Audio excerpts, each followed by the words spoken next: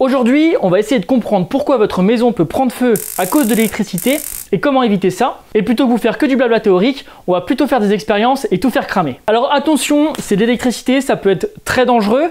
Moi j'ai étudié ça pendant longtemps, j'ai demandé à des professionnels de vérifier mes branchements, les expériences que je vais faire pour être sûr qu'il n'y a pas de souci.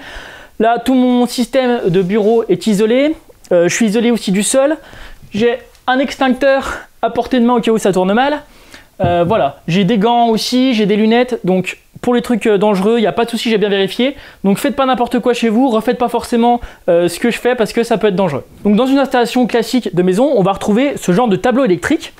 Alors dedans, généralement, il y a deux types de modules principalement. Il y a des gros modules comme ça en début de ligne, et après on a des lignes avec des modules un peu plus petits. Le premier module en début de ligne, c'est un différentiel. Et ensuite, on a plusieurs petits modules qui sont des disjoncteurs divisionnaires. Et aujourd'hui, c'est aux disjoncteurs divisionnaires qu'on va s'intéresser et voir en détail comment ils fonctionnent et comment bien les choisir. Le disjoncteur divisionnaire, il a trois rôles. Déjà, il va permettre de servir d'interrupteur sur le circuit. Donc tout simplement, en activant la petite manette, soit on met du courant dans le circuit, soit on le coupe. Donc ça, c'est intéressant si on veut intervenir sur le circuit, par exemple, pour faire une réparation, pour changer une ampoule. Mais son rôle principal, c'est plutôt la protection. Et notamment, il va protéger d'une part contre les surcharges et d'autre part contre les courts-circuits. Donc le rôle du disjoncteur divisionnaire, ça va plutôt être de protéger les biens matériels. C'est-à-dire qu'il ne va pas tellement servir à éviter qu'on s'électrocute sur l'installation électrique. Mais bon, il est super important parce que donc d'une part, il va protéger des appareils pour éviter qu'ils crament dans certains cas. Et surtout, il va éviter des incendies, des départs de feu et donc potentiellement que toute la maison crame. Donc plutôt important quand même comme dispositif. Donc on a l'arrivée de courant phasé neutre qui va passer à l'intérieur du module. Et ce module, il va surveiller que l'intensité qui circule dans les fils ne dépasse pas une certaine limite. Et si jamais il y a un dépassement, eh bien, il va agir en se coupant et en arrêtant l'envoi de l'électricité dans ce circuit-là. Alors avant de vous expliquer comment bien choisir le disjoncteur différentiel, je vais déjà vous montrer comment est-ce qu'un incendie peut se déclarer si jamais on choisit mal son disjoncteur différentiel. Et pour ça, je vais aller fabriquer une petite maquette pour que ce soit plus clair.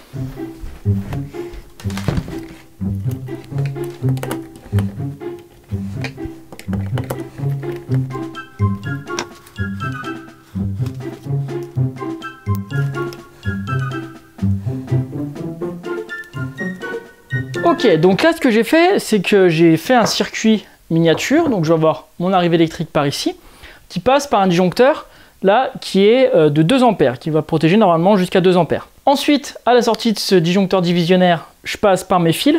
Là j'ai un petit morceau de coton qui va simuler l'isolant en fait, la gaine électrique et l'isolant, parce que dans la vraie vie il y a rarement les câbles comme ça de toute la maison qui sont en contact direct de l'air, souvent il y a de l'isolant et des gaines autour. Et ensuite ça va vers une prise sur laquelle je vais brancher un chauffage électrique de 2 kW. Là, j'ai aussi ajouté une pince ampère-métrique, donc qui va m'afficher en fait le nombre d'ampères qui circulent dans le circuit. Et on va mettre en route, on va regarder ce que ça donne, et je vais surveiller aussi avec un thermomètre infrarouge la température de mon coton. Donc là, mon coton, il est à 20,2, 20,3, donc c'est la température de ma pièce, donc c'est tout à fait normal. Donc là, je vais aussi mettre mes lunettes parce qu'on ne sait jamais. Donc là, pour l'instant, c'est vert, donc c'est off sur mon disjoncteur. Là, j'ai aussi une prise qui me permet de couper si jamais ça se passe mal. Donc là, j'allume. Logiquement, il ne se passe rien parce que là, c'est coupé. J'allume ma pince aussi. Voilà, 0, il n'y a rien qui passe. Là, je vais allumer là. Voilà. Donc là, c'était allumé. On voyait ici que c'était en orange. Ça circulait. Et qu'est-ce qui s'est passé? Là, ça a coupé. Donc en fait, là, le disjoncteur a bien joué son rôle puisqu'on n'a pas eu d'incendie. La protection était bonne. Et donc là, si je remets en route, on a du courant qui circule, bam, et rapidement ça coupe parce qu'on est au-dessus des 2 ampères. Donc là, je vais couper, je vais redébrancher, et cette fois, je vais changer le disjoncteur pour mettre un qui n'est pas adapté. Donc là, je vais installer un disjoncteur de 20 ampères. Tout est branché de la même façon, le courant arrive, il passe par mon disjoncteur 20 ampères, ensuite il passe dans mes fils, dans mon simulation d'isolant, et ensuite il va à ma prise et à mon radiateur. Je mets en route, et on voit que ça s'allume à ce niveau-là. Là, on voit qu'il circule 8 ampères à peu près, donc c'est en dessous des 20, donc normalement, ça ne devrait pas... Ah, regardez, il y a un truc intéressant qui se passe, c'est comme les fils chauffent, les petits fils, et ben on voit qu'ils bougent. Je ne sais pas si vous voyez à la caméra, mais c'est parce qu'ils deviennent de plus en plus chauds. Voilà, là on est à 22 déjà, donc un peu plus chaud que la température de la pièce. Et le risque, c'est que comme ça ne coupe pas, là ça va monter de plus en plus en température, jusqu'à peut-être faire fondre les fils ou faire prendre feu le coton. Voilà, on est à 25 degrés. 25 degrés, il n'y a aucun risque que ça prenne feu, hein. C'est si on laisse longtemps, et là c'est ce qu'on va faire, on va laisser longtemps, on va pas s'en accélérer, et on va voir si ça finit par prendre feu ou pas. Là je suis à 27, donc voilà, ça continue de monter. Et donc en plus, là je suis à 30, et 30 degrés c'est la température extérieure, donc il faut bien vous dire qu'à l'intérieur, là on est peut-être à 40 degrés, 45. Donc là ça commence d'être quand même assez chaud, et un peu trop. Et là, si on avait mis un bon disjoncteur, ça aurait disjoncté. Waouh! Bah, voilà ce que ça a fait. Ça m'a surpris, heureusement que j'avais les lunettes. Ça n'a pas disjoncté, donc le courant circule potentiellement encore dans les fils, donc ça c'est dangereux. Bon, ça n'a pas pris feu, tant mieux si c'était un vrai truc. Mais je voudrais quand même voir si on arrive à faire prendre feu. Donc on va recommencer. Voilà, là ça prend feu. Et vous voyez que ça s'est pas déclenché, donc il n'y a pas de protection. Donc là ça veut dire qu'il y a encore du courant qui peut circuler potentiellement. Ça ne circule plus parce que les fils ont dû se couper. On voit que le radiateur s'est éteint. Et voilà. Là, il y a des étincelles, il y a des trucs qui se passent. Ça, si c'est au milieu de la maison, derrière un mur, eh ben, ça tourne mal. Donc, qu'est-ce qui s'est passé? En fait, quand on a un courant qui circule dans un fil, il y a toujours un échauffement. Et donc, l'échauffement, il va dépendre principalement d'une part du diamètre du fil et d'autre part de l'intensité du courant qui circule dans ce fil. Donc, l'intensité, c'est en ampères. Donc là, on a vu avec la pince qu'on a à peu près 8 ampères qui circulaient. Et 8 ampères dans un tout petit fil comme ça que j'ai mis, eh ben c'est beaucoup trop et ça chauffe beaucoup trop. Et ça chauffe à un niveau qui est dangereux et qui peut amener à avoir des flammes, des étincelles et potentiellement un incendie. Donc c'est pour ça que c'est important de choisir un fil adapté. Là moi j'ai mis un fil qui est exagérément petit parce que je voulais que ça prenne feu ici, j'avais pas envie que ça prenne feu là, là ou ailleurs dans mon installation plus loin. Mais il se passe exactement la même chose avec du fil standard de 1,5 ou 2,5 mm² qu'on utilise pour les prises ou pour les lampes. Si jamais il y a trop d'intensité qui circule dans ces fils là, il s'échauffe et ça peut risquer l'incendie. Donc là c'est un disjoncteur de 20 ampères. Donc ça laisse passer sans problème le courant de 8 ampères. Le disjoncteur, il n'est pas capable de savoir la taille des fils et si les fils chauffent ou pas. Tout ce qu'il peut voir, c'est quelle intensité circule dans les fils. D'où l'importance de choisir correctement le disjoncteur en fonction des fils et de l'installation qui est derrière. Qu'est-ce qu'on va brancher comme truc? Qu'est-ce que ça va consommer comme courant, comme intensité? Et du coup, est-ce que les fils sont bien adaptés par rapport au calibre du disjoncteur? Donc là, l'expérience que j'ai fait, ça illustre un des problèmes dont s'occupe le disjoncteur, c'est la surcharge. C'est-à-dire, on branche trop d'appareils ou des appareils trop puissants par rapport au circuit. Et on peut avoir un autre problème qui s'appelle le court-circuit, et ça arrive quand il y a un fil de la phase et un fil du neutre qui vont rentrer en contact. Donc logiquement ça ne devrait pas arriver, mais il peut y avoir plusieurs problèmes qui font que ça arrive, notamment par exemple si on perce dans un mur et que derrière il y a des fils et qu'on coupe les deux fils, ça va faire contact. Ou alors tout simplement si on a un petit lapin chez soi. Le souci de ça, c'est que quand on a un court-circuit, l'intensité elle va augmenter en flèche très rapidement et de façon très importante. Et comme on l'a vu, plus d'intensité ça veut dire plus de chaleur, et de la chaleur ça veut dire un risque d'incendie, que ça prenne feu et qu'il y ait des gros dégâts. Donc là je vais vous bricoler notre maquette pour vous montrer qu'est-ce qui se passe et vérifier que ça se déclenche bien si jamais on a un court-circuit.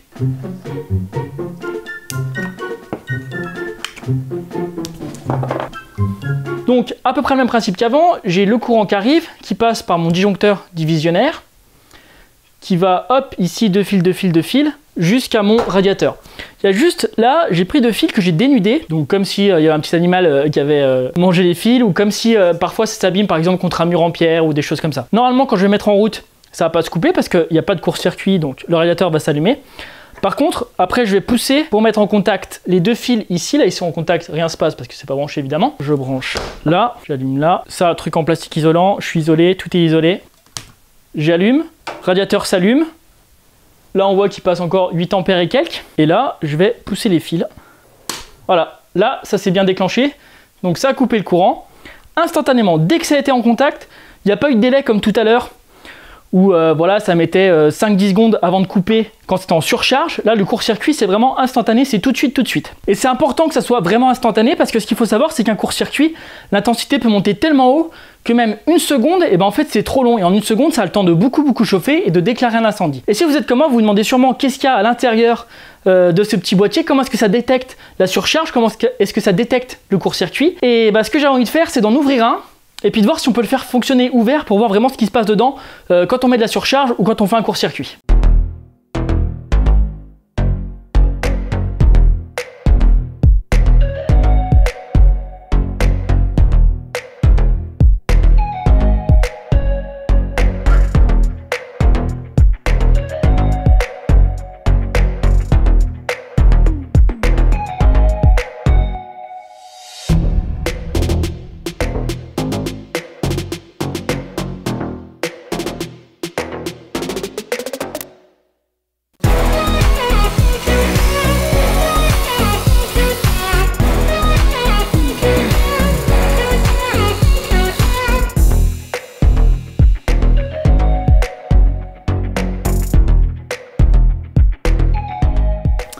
voilà, donc je me suis bricolé un disjoncteur ouvert. Donc ça, super dangereux, faites jamais ça chez vous, hein, surtout. Donc on voit que là, je suis en position ouverte, position off. Donc on a l'arrivée de la phase qui est ici. Ensuite, le courant, il passe là. Et en fait, il devrait passer dans le système pour sortir ici. Mais comme je suis en off, eh bien, ça passe pas. Là, on voit qu'il y a une ouverture ici. Par contre, si je mets sur on, j'arme le dispositif. On voit qu'il y a une petite languette hop, qui vient s'appuyer. Et donc là, le courant va pouvoir passer par ici et puis aller aux différents composants. Et là, on voit que la phase, donc, elle passe déjà par une bobine. À la sortie de la bobine, il y a un fil qui vient là, qui est enroulé autour d'une lame. Et ensuite, ça passe par la sortie du bornier. Donc, il y a deux trucs par lesquels le courant va passer. C'est cette bobine et c'est cette lame qu'on appelle une bilame. Donc maintenant que c'est ouvert, je vais pouvoir refaire mes branchements pour que mon radiateur passe par ce disjoncteur-là, le mettre en surcharge en allumant le radiateur à fond et voir ce qui se passe à l'intérieur du disjoncteur. Donc avant de brancher, j'arme le disjoncteur. On voit bien qu'il y a le contact. Le courant va pouvoir circuler par là, aller jusqu'à mon radiateur. Et là, on met en route.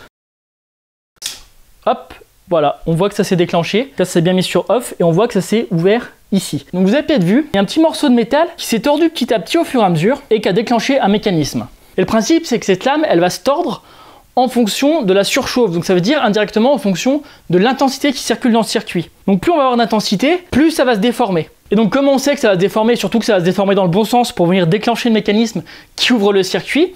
Et bien parce que c'est une lame qui n'est pas faite n'importe comment. Vous savez sûrement que la plupart des matériaux se dilatent sous l'action de la chaleur. Donc ça veut dire qu'ils vont grandir. Plus il fait chaud, plus ils vont grandir. Mais maintenant, si on prend deux matériaux qui ne se dilatent pas de la même façon et qu'on les colle ensemble, et qu'il y en a un qui se dilate plus vite, et ben celui qui se dilate plus vite, il va avoir tendance à faire courber les deux lames ensemble, les deux matériaux ensemble. Et ça, je vais pouvoir vous faire une petite démonstration parce que là, on ne voit pas vraiment les deux lames, etc. parce que c'est vraiment petit. Donc je vais vous fabriquer une bilame, un système de bilame, mais en beaucoup plus gros. Je vais utiliser deux matériaux qui ont un coefficient de dilatation différent. Donc de l'aluminium, qui se dilate plutôt beaucoup et rapidement, et un morceau de papier, qui est une partie des notes de cet épisode. Donc je vais les coller ensemble avec une colle vraiment spéciale, qui est une colle d'écolier, tout simplement. Donc on a bien ce qu'on pourrait appeler une bilame. D'un côté du papier, coefficient de dilatation faible, de l'autre de l'aluminium, coefficient de dilatation assez élevé. Donc bon, là c'est un peu plus souple qu'une bilame normale, ça revient quand même plutôt au centre, comme je la bouge, donc l'état normal de la bilame, c'est droit. Et donc maintenant je vais chauffer cette bilame avec une flamme et on va voir ce qui se passe. On voit que ça se tord, et donc dans le sens auquel on s'attend, voilà, parce que c'est le sens de l'aluminium qui est plus long, donc qui va forcer l'autre matériau à se courber comme ça. Et donc là, dès que j'arrête de chauffer, on voit que petit à petit ça va revenir en place, ça se déforme rapidement, et par contre, le temps que ça revienne à la bonne température, la température de l'air ambiante, ça va être un petit peu plus long. Et donc, si je rechauffe, qu'est-ce qui va se passer? À nouveau, ça se déforme dans le même sens. Donc en fait, c'est vachement prévisible la vitesse à laquelle ça va se déformer, le sens dans lequel ça va se déformer, et la force que ça va avoir de déformation. Quand c'est des matériaux qui sont bien calibrés, qui sont prévus pour ça, comme dans le disjoncteur, eh ben, on n'a pas trop de surprise. Et ça, c'est exactement ce qu'on a dedans, et qui vient déclencher un système qui permet directement l'ouverture du circuit. Et donc ce qu'on peut voir aussi là, c'est que si je mets la flamme près, très vite, ça va se déformer, alors que si je mets la flamme plus loin ici, ça va être plus long à se déformer. Et donc dans le disjoncteur, il se passe exactement la même chose. Si on dépasse juste un tout petit peu l'intensité, eh ben, la lame elle va se déformer doucement, elle ne va pas couper rapidement, et pendant des dizaines de minutes, on peut être avec une petite surcharge sans que ça pose de problème, parce que la lame elle ne viendra pas couper tout de suite, parce que la lame elle ne va pas se tordre rapidement, et donc elle ne va pas venir couper tout de suite le disjoncteur. Par contre, si on a une intensité qui est forte, la lame elle va beaucoup plus rapidement se courber, appuyer sur le système, le déclencher, l'ouvrir. Donc plus on a une surcharge importante, plus la coupure sera rapide dans le disjoncteur. Et maintenant, ce qu'on va essayer de faire, c'est de voir ce qui se passe quand on crée un court-circuit. Donc je vais me remettre dans la même position que tout à l'heure pour faire un court-circuit, mais avec le disjoncteur qui est ouvert. Donc j'ai pas mis le radiateur à fond, je mets juste le ventilateur pour pas que ce soit la surcharge qui déclenche. Là, je veux vraiment que ce soit le court-circuit qui déclenche le disjoncteur. Je vais faire toucher. On le voit pas beaucoup parce que c'est trop rapide, mais si j'arme le dispositif, donc là tout est branché, hein, je peux y aller, il n'y a pas de courant. Si la lame elle appuie là, ça déclenche parce que ici ça saute, donc là je vais appuyer la lame à la main, hop, donc ça quand il y a une surcharge. Et donc il y a un autre mécanisme qui permet de déclencher l'ouverture du disjoncteur, c'est une petite tige là que je peux pousser ici, hop, voilà, et qui ressort en haut, vous voyez là? Hop, quand je pousse la tige du bas là, elle ressort en haut, et ça fait pivoter cette pièce-là. Et donc de la même façon que quand il y a une surcharge, ça libère cette pièce-là, qui libère le mécanisme, qui libère l'ouverture. Tac. Et donc là, c'est une tige qui passe à l'intérieur de la bobine, et en fait, c'est la bobine qui va détecter la surcharge. Malheureusement, je ne peux pas vous le montrer parce que en fait, ça va tellement vite que j'arrive pas à le filmer au ralenti. C'est vraiment de l'ordre de la milliseconde. Mais par contre, je peux faire le même système avec une bobine un peu plus pourrie et un peu plus grosse pour que vous voyez le principe. Donc ma bobine, en fait, c'est tout simplement un enroulement d'un fil électrique. Et au milieu de cette bobine, je vais mettre une tige en fer, comme sur le disjoncteur. Donc je touche à rien à part allumer l'électricité. Et vous avez vu, ça a bougé. Je refais pour vous montrer. Tac. Dès que je mets en route, elle rentre. Donc en fait, ce qui se passe, c'est que le courant électrique, ça génère un champ magnétique, donc comme un aimant. Et en fait, quand on fait une spirale comme ça pour faire une bobine, bah, les champs magnétiques des différents tours s'additionnent, et ce qui permet en fait d'avoir une sorte d'aimant, ce qu'on pourrait appeler un électroaimant. Quand je mets au milieu de cet électroaimant un morceau de métal ferreux, donc qui réagit à l'aimantation, et ben il va se déplacer parce qu'il va être attiré par l'aimant, tout simplement. Et donc c'est exactement ce principe-là qui est utilisé dans le disjoncteur. Quand on a un courant d'une certaine intensité, ça va déplacer la tige de fer au milieu et ça va enclencher le mécanisme d'ouverture. Donc là, moi, c'est une bobine toute pourrie, hein. Je l'ai faite en 2 secondes, j'ai rien calculé, je n'ai pas calculé le courant qui passe dedans. Et c'est un courant plutôt faible, donc la tige se déplace doucement. Mais si c'est bien réfléchi et bien calculé, ce qui est le cas dans les disjoncteurs, et ben en fait cette tige elle va se déplacer qu'à partir d'une certaine intensité qui est assez élevée. Et par contre, quand elle va se déplacer, comme il y a une grosse intensité qui circule, elle va se déplacer très vite. Et c'est ça qui va permettre de faire un déclenchement ultra rapide, beaucoup plus qu'avec le système de bilame. Donc voilà, on a vu les deux systèmes de détection qui sont à l'intérieur du disjoncteur, la bobine pour les courts-circuits et la bilame pour les surcharges. Et en fait, on appelle ce type de disjoncteur parfois des disjoncteurs magnétothermiques parce qu'en fait, la partie magnétique de détection, c'est la bobine, et la partie thermique, c'est la bilame parce que c'est la chaleur qui va provoquer la détection et la coupure. Si vous regardez bien, vous allez voir qu'il y a une autre partie qui est un peu bizarre, qui est intrigante. C'est notamment cette pièce ici, qui a une forme un petit peu particulière, et cette grande tige ici, là, on ne sait pas trop non plus à quoi elle sert parce que logiquement, le courant, il va jamais jusque là, et puis surtout, il va nulle part. Et c'est bizarre d'avoir mis un morceau qui a priori est en cuivre, sachant que le cuivre, ça coûte assez cher. Et donc il y a sûrement une utilité à ça. Donc j'ai été faire des recherches, et en fait, ça c'est ce qu'on appelle une chambre à arc électrique. À chaque fois qu'on ouvre un circuit, il peut y avoir un arc électrique qui se produit. C'est parce que l'air, elle n'est pas parfaitement isolante. Si jamais on met 2 morceaux électriques très près, et qu'on met assez de tension, assez d'intensité, et ben l'électricité va pouvoir passer d'un endroit conducteur à l'autre endroit conducteur en passant par l'air. Et ça, je peux vous le montrer parce que j'ai un appareil qui permet exactement de faire ça, des arcs électriques. Donc là, j'ai mon générateur qui va envoyer du courant dans le système, un petit bouton poussoir pour allumer et éteindre.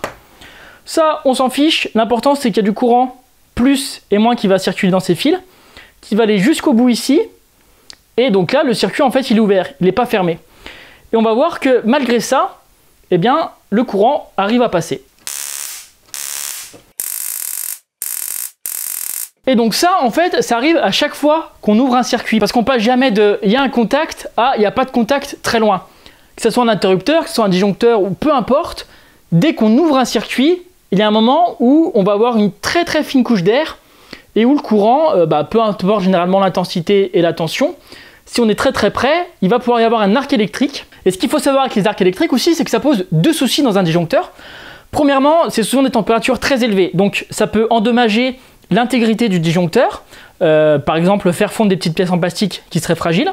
Et l'autre souci, c'est qu'au point de départ de l'arc et d'arrivée de l'arc, le métal est dégradé. Et le problème, c'est que si ça se dégrade là où il y a le contact, à force qu'on ait des arcs électriques, peut-être que le contact il sera plus aussi bon.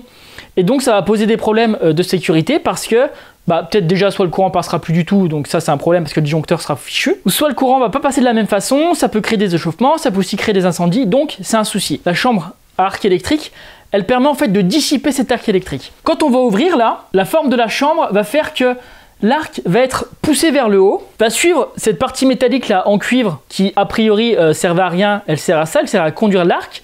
L'arc va remonter, donc déjà il va s'éloigner des points de contact, donc ça va pas abîmer le métal au niveau du point de contact. Et il va traverser cette pièce qui a plusieurs lames. Et en traversant cette pièce, en fait, ça va couper l'arc en plein de petits arcs électriques.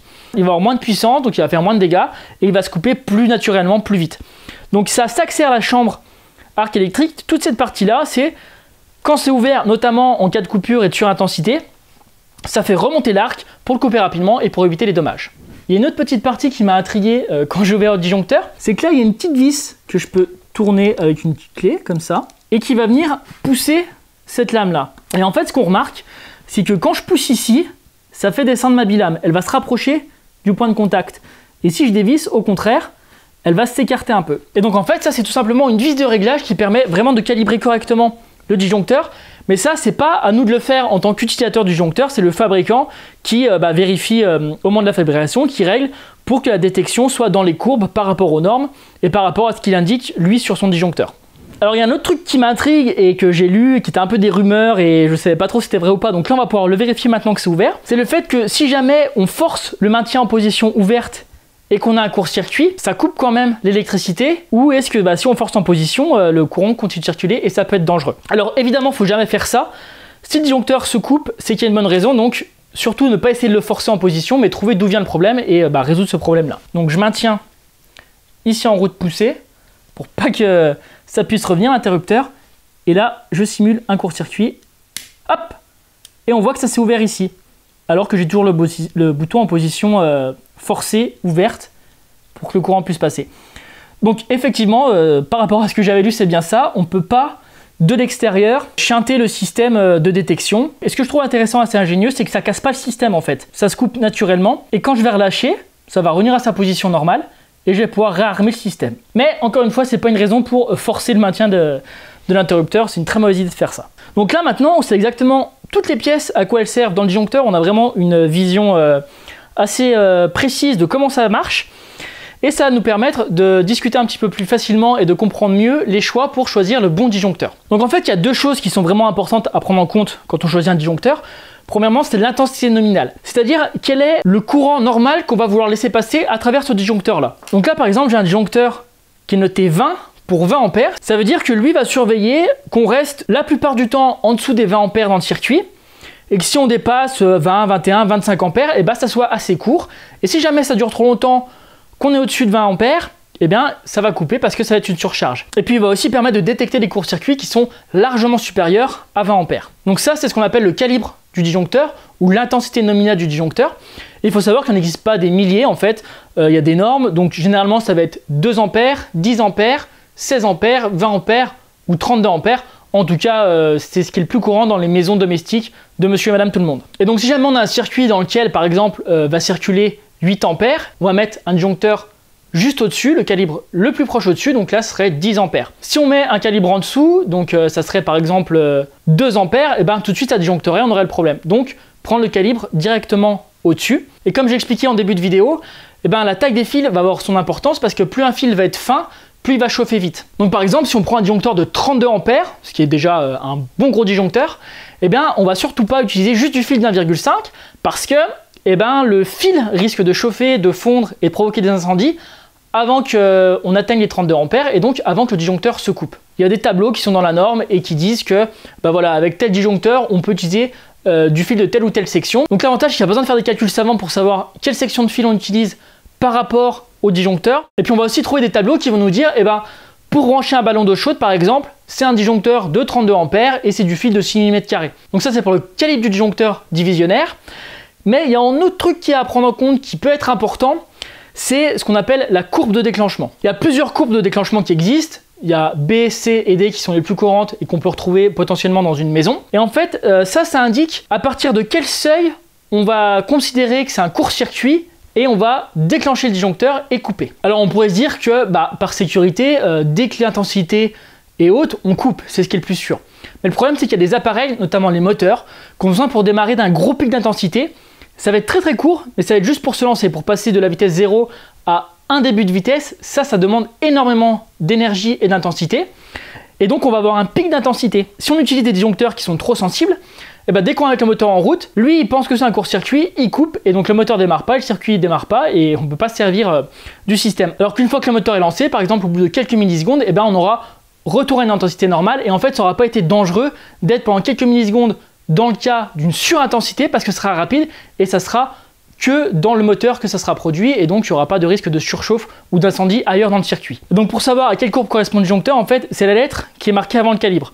Donc là c'est C. Donc ça après vous pouvez regarder les courbes en détail, mais ce qui est intéressant à savoir c'est que le C c'est un peu le milieu, c'est-à-dire qu'on va autoriser des surtensions très brèves, on va pas tout de suite considérer que c'est un court-circuit, et ce qui va permettre en fait d'utiliser la plupart des équipements qu'on a dans une maison. Il y a pas mal d'équipements qui peuvent avoir un moteur, par exemple un mixeur c'est un moteur, une climatisation, un ventilateur. Souvent aussi on va trouver le schéma, et là c'est intéressant parce qu'on va retrouver schématiquement tout ce qu'on a vu à l'intérieur du disjoncteur. Donc on voit que sur ce schéma on a le symbole de l'interrupteur, on a un interrupteur sur la phase, un sur le neutre, et on a un petit trait pointillé entre les deux pour signifier que en fait, quand on en ferme un, il y a l'autre qui se ferme en même temps, et c'est exactement ce qu'on a vu à l'intérieur. Et on va voir aussi sur la phase un premier symbole qui indique la détection magnétique, et un autre symbole qui indique la détection thermique. Et la petite croix qu'on voit au-dessus des interrupteurs, c'est pour dire que les interrupteurs peuvent se déclencher de façon automatique, et donc là, ils sont automatiques par rapport à la détection magnétique et la détection thermique. Un autre truc que j'ai découvert en faisant des recherches et en essayant de comprendre comment est-ce que ça fonctionne un disjoncteur magnétothermique, c'est que ça va être vachement sensible à la température ambiante. Par exemple, si le disjoncteur, on est en hiver, il est installé dans un garage et qu'il fait -5 dans le garage, la lame qui détecte la surcharge, elle va mettre plus de temps à se courber et à atteindre le point de déclenchement du disjoncteur. Et donc entre l'hiver où par exemple on a -5 dans un garage et l'été en pleine canicule on est à +35, eh bien on va avoir une différence dans les courbes de détection et les courbes de déclenchement, et peut-être que l'hiver on pourra surcharger un petit peu plus le système avant que ça détecte la coupure. Et ça peut expliquer que dans certains cas, ça vous est peut-être déjà arrivé, mais par exemple vous branchez votre four et par exemple une plaque électrique, la plupart du temps vous êtes à la limite, il n'y a pas de souci, ça déclenche pas le disjoncteur, et de temps en temps vous savez pas pourquoi ça déclenche. Et bien là c'est possible que ça soit justement parce que soit les disjoncteurs à côté ils sont chauds, soit parce que c'est une journée plus chaude que d'habitude, soit parce que d'habitude il fait plus froid, voilà. Donc maintenant normalement les disjoncteurs divisionnaires ont plus beaucoup de secrets pour vous. Là on a été très très loin dans la compréhension du système. Alors évidemment il n'y a pas besoin d'en savoir autant pour faire une installation domestique chez soi. Comme je disais en fait on trouve tout dans des tableaux normés sans se poser trop de questions. Mais moi je trouve ça toujours intéressant parce que l'électricité ça fait peur. Et à raison parce que ça peut être dangereux, donc il faut bien savoir ce qu'on fait. Mais justement, comprendre comment ça fonctionne à l'intérieur, le système de détection et tout ça, et ça permet, je trouve, d'être un peu rassuré sur comment ça se passe, sur les risques qu'on peut avoir. Et puis généralement, quand on comprend les choses, on en a un petit peu moins peur parce qu'on sait ce qu'on peut faire ou ce qu'on peut pas faire. Au départ, j'avais aussi prévu de parler du différentiel, et en fait, en faisant mes recherches sur le disjoncteur divisionnaire, j'ai vu qu'il y a déjà beaucoup de choses à dire. Et donc, si ça vous intéresse, je pourrais faire une vidéo dédiée aux disjoncteurs et interrupteurs différentiel, parce que ça protège des incendies, donc c'est déjà pas mal, mais ça protège pas la personne si jamais on touche un fil par exemple. Sachez que moi je vais bientôt terminer mon installation électrique, donc faire tous les branchements au tableau. C'est aussi pour ça qu'en ce moment je suis à fond sur tous ces trucs là et que je me renseigne pas mal. Donc n'hésitez pas à vous abonner à la chaîne si vous voulez voir tout ça, et puis sachez aussi qu'il y a déjà une partie des vidéos sur l'électricité qui est sortie, notamment ce qui concerne le passage des fils, le raccordement en bordure de terrain sur le réseau public. Donc voilà, n'hésitez pas à les fouiller dans les vidéos, je vous en mets en description, et puis il y en a plein sur la chaîne. On se retrouve bientôt pour une nouvelle vidéo, et en attendant, moi je vous dis à bientôt les pingouins!